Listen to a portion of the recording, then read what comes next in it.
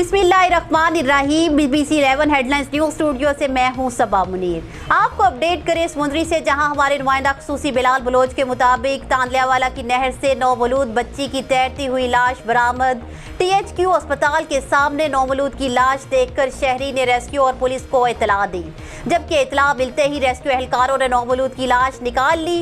Rescue जराये के मुताबिक बच्ची को पैदाइश के चंद घंटे बाद ही मारकर लाश को नहर में फेंका गया है और नौमौलूद की लाश को नहर में 24 घंटे से जायद का वक्त गुजर गया है।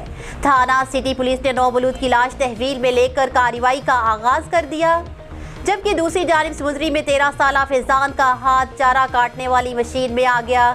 रेस्क्यू जराये का कहना है कि फैजान के बाएं हाथ की उंगलियां कट गईं और जख्मी बच्चे को तशवीशनाक हालत में अस्पताल मुंतकिल कर दिया गया। जराये के मुताबिक वकुआ थाना तरखानी के इलाके 224 कस्बे में पेश आया। न्यूज़ स्टूडियो से फिल वक्त इतना ही।